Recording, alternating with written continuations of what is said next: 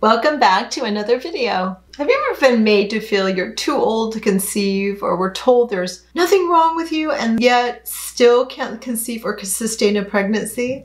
Then this video is for you. I made it to inspire and educate you. Keep watching. So Rossi had gone through 2 rounds of IVF and 1 pregnancy that ended in a miscarriage. Her fertility doctor said she had less than 0.5% chance of conceiving with her own eggs. Today, Rossi and her husband have a beautiful, healthy, thriving 3-year-old boy. She conceived naturally, just shy of her 47th birthday. So what was that one thing she resolved so she was able to finally get pregnant? In her particular case, it was a condition that affects millions of people worldwide. She had an autoimmune condition. Her thyroid antibodies were elevated.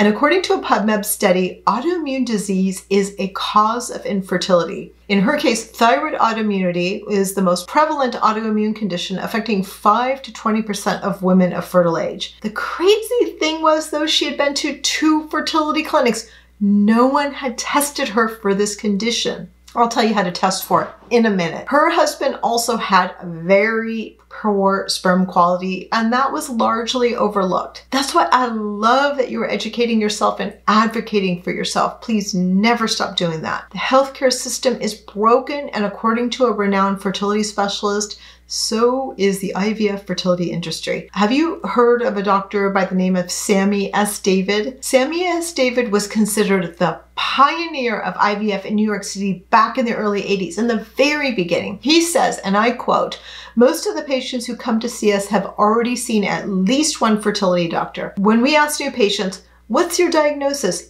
8 out of 10 say they don't know. Do you know?" So what is truly appalling is neither do their doctors. The way fertility medicine runs these days, says Dr. David, diagnosis is seen as almost inconsequential. He goes on to say, why figure out why she's not getting pregnant? The thinking goes, we're just going to give her stimulation drugs anyway. Wow. Dr. David continues, or I don't need to know if he's making healthy sperm in normal amounts. We'll get enough to combine with the eggs for IVF. So if you have been to a fertility clinic looking for answers, you might not have received a thorough health intake and diagnosis. Do you know your diagnosis? Without it, how would anyone address the real underlying issue? So let me know in the comments below if you can relate to this story. In Rossi's case, once her and her husband were properly diagnosed, they were given specific lifestyle modifications, a specific diet, in her case an autoimmune protocol, and specific supplements to address their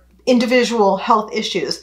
And within 4 months, they were pregnant. The takeaway is get a diagnosis, get your thyroid antibodies checked, insist on it, even if your thyroid labs look normal, and make sure your partner has an up-to-date sperm test. Any lab test older than 6 months is too old. And after the sperm test, have them ask his doctor if his sperm is good enough for natural conception or ICSI or IUI. If you want more tips on how to get to the root cause of your unique fertility challenge, go to restoreyourfertility.info. And if you found value from this video, please like and consider subscribing.